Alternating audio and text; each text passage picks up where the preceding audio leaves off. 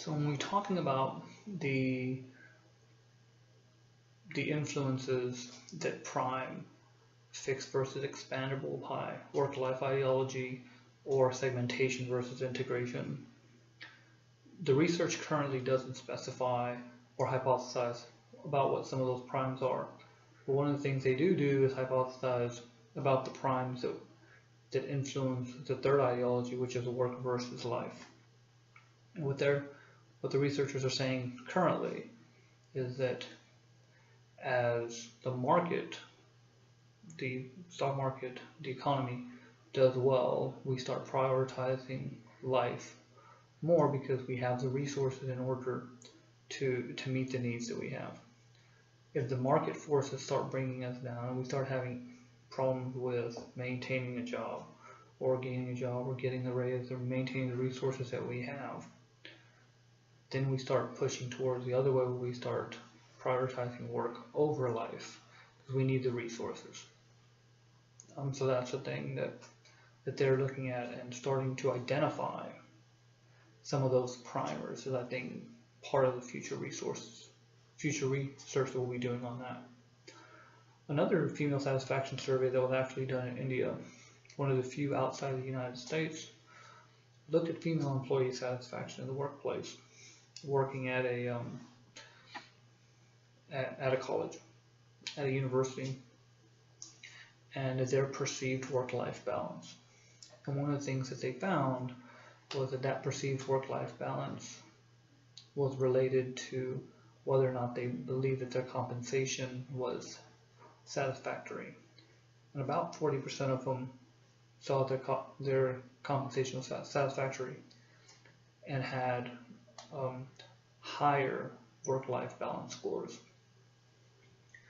What they also found that most of those individual females were not driven by economic need, but rather by choice, their personal choice to be involved in the workforce, and they didn't, at the time, need to be in there.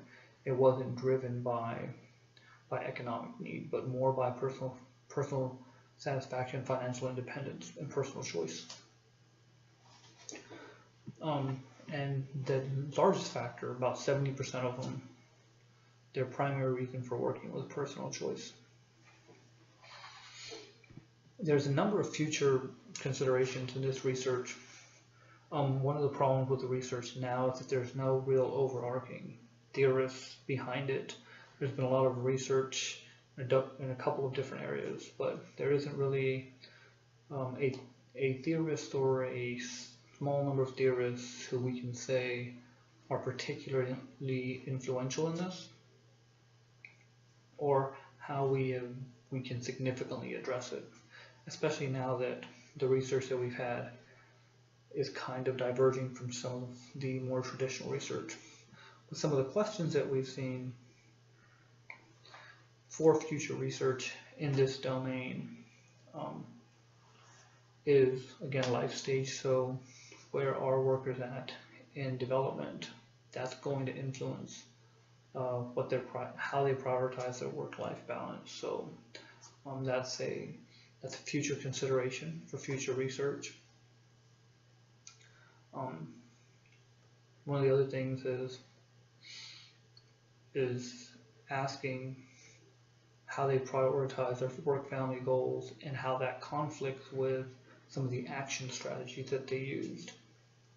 So when we start talking about these action strategies, where are they modifying their goals? Are they completely abandoning a goal and choosing a different goal? Do they have the resources to achieve an individual goal? How they approach this may end up influencing some of this work-life balance stuff and how these things align, and whether or not it's going to come into conflict with other life domains.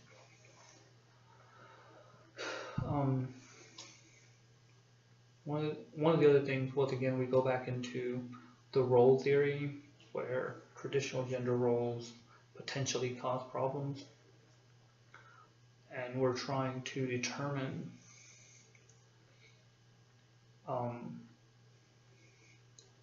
whether or not we can change that and whether or not that is going to influence how people choose to work. Further research is still required on that. Another question is how we conceptualize ambition. So one of them was talking about caregiving as ambition, and identifying it as, are we looking for direct caregiver or indirect? And the researcher is encouraging further research on expanding the definition of ambition because it's not traditionally associated with caregiving.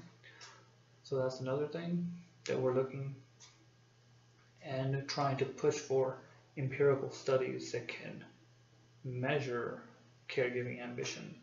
So looking for that forward in the future to be able to measure, to accurately measure caregiving ambition.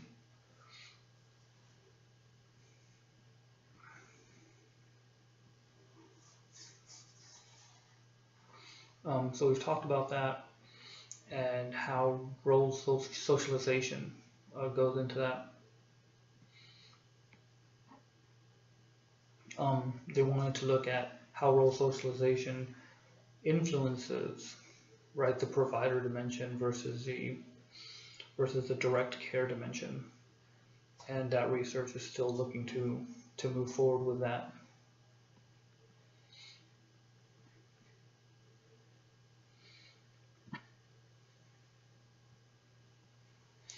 One of the big things with work-life balance research is we have no longitudinal studies.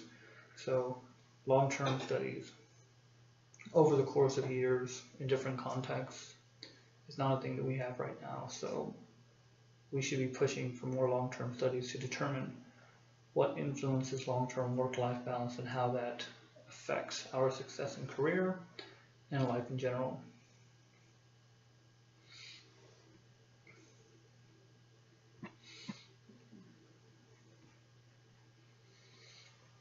Again, when we go back to our authentic leadership work and how that influences work-life balance, again we ask, does the leadership influence the work-life balance of the followers, or is it an organizational influence that hires individuals with positive work-life balances in both leadership and follower roles?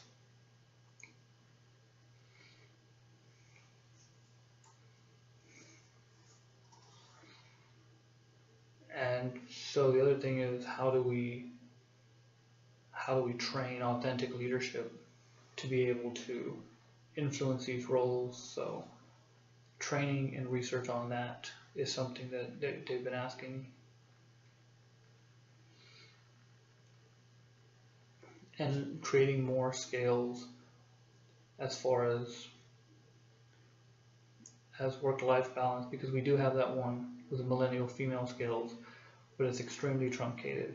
It's valid for a very small subset of the population. So developing future scales that can be more accurate and moving towards that.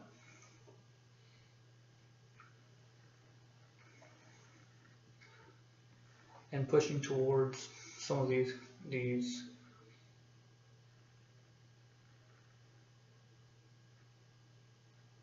concepts that push work-life balance and find the motivation behind why people are going towards certain work, especially when we talk about gender roles. Because again, at the beginning of the presentation, we talked about how gender roles were something that were significantly affected by this. If we can go back to motivations that influence some of the individuals there, we can have positive effects of that. So we talked about the millennial female scale. What we didn't talk about is how it can be useful for employers and colleges to be able to identify the kind of women that they want in their workplace and what the motivation of those women are. So further research to empirically validate it and ensure that it's valid so that they can push it out to employers and colleges in order so they can more accurately evaluate potentially female employees. The bottom line is, when it comes to work-life balance, a lot of the research here is not coordinated, but right now we're looking at things like motivations. We're looking at what are organizational and institutional changes that can influence